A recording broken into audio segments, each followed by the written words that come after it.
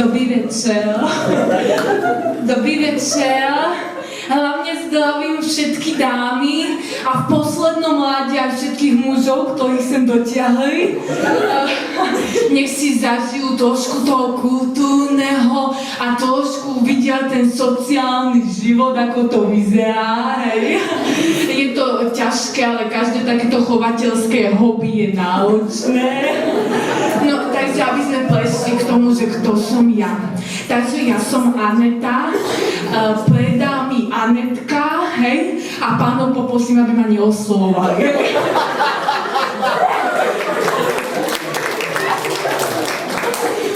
No, takže, ja som z charitatívneho združenia Vychovaj muža, budeš ako rúža. Ide o to, my sme sa spojili už dávnejšie, aby sme trošku socializovali toho muža. Lebo on trošku má to pomílené, hej? Ja som v rozpuku svojej kariéry za to nebola, hej? Lebo hovorím si, muž si navláva takú falošnú identitu človeka a potom sa tvári, že je človek, ale stačí sa písať bližšie, on není, on je muž stále, hej? Tam sú jednoducho neprekonateľné rozdiely, hej? Napríklad uvedme, muži, keď idú napríklad niekde na pivo, hej? Nie, tak to začneme s ženami, samozrejme. Ženy idú niekde, no nejdú na pivo, idú na kávičku a ide napríklad Daniela, Janka, Michaela, tak sa oslovujú Daniela, Janka, Michaela, ale keď ide na pivo Dušan, Peter a Pavol, tak sa oslovujú hovno, debra, idiot, hej?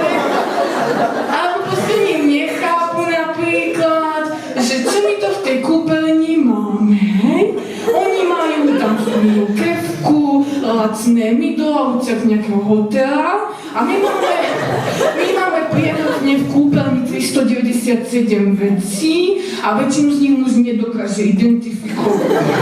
Hej? Alebo tie hádky. Muži to nechápu, že každá, proste hádka je, hej, žena má posledné slovo, každé ďalšie slovo je začiatok novej hádky. Hej, alebo takéto veci, že ženy majú radi mačky, hej, a muži hovoria, že oni majú radi mačky, ale keď sa nepozeráme, tak oni do nich kopú, hej. Alebo proste ženy dokážu obidve veci naraz. A muži dokážu tiež robiť, ale iba v jednom prípade. Pozerať televízor a spať. Alebo my ženy máme radi, keď sa pláca dokončí. Ale muži, oni pláca, to je živý tvor. On má život a keby ju dokončili, tak keby ju zabili.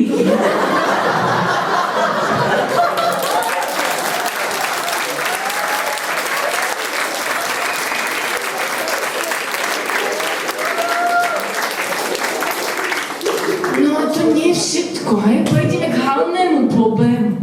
Ako žena to, čo má najviac vo svojom živote, tak to sú deti. Hej? To je také malé, krásne. Žena, matka vie všetko o ich problémoch, o ich radostiach, starostiach. A muž registruje prítomnosť malých ľudí v dome. No, fakt.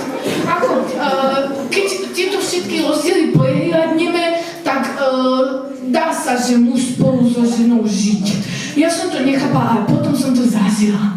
Viete, že jednoducho prídete domov, je tam uplatané, je tam navarené, proste tá večera príde za vami, vy prídete, on vás vyzuje, on vás vyzlečie, umýje, oblečie, potom vám dá nájsť, potom vám povie rozprávku. A toto je ten muž, ktorého my v našom charitatívnom združení robíme. To už je prevýchova daného jedinca, ktorá dospie až do tohto bodu. Toto všetko by mal priemerný muž zvládať a samozrejme ešte do toho zarábať. Hej, zarábať. No. A jasné, že to nejde hneď, ako sme už spomínali, ten muž není človek, tak my máme... To není vtipné. My máme také večerné kurzy pre mužov otvorené. Tak napríklad téma toaletný papier. Rastie sám v držiaku. Diskusia pri okrúhlych stoloch. Večerný kurz Dá sa pri močení vyhnúť mokrej podlahe skupinové cvičenie.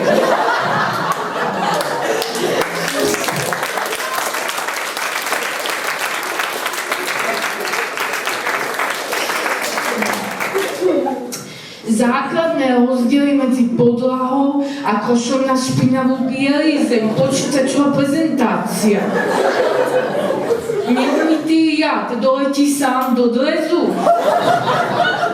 Videoprojekcia s príkladmi. 6. Ukryť ovládač alebo nechať aj iných, aby ho používal. Otvorená diskusia. Zdravoveda.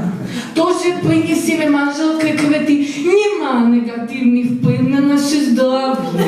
Meditácia. Ozajstní muži sa spýtajú na cestu, keď zablúdia. Svedecké výpovede.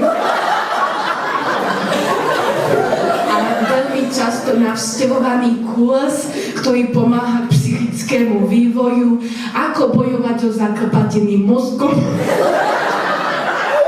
Prepačte, relaxačné cvičenie.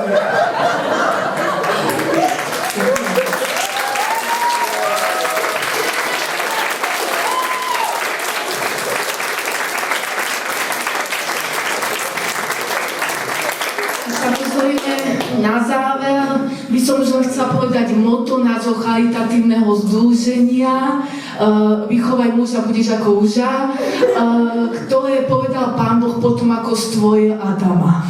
No hádam, dokážeme niečo lepšie.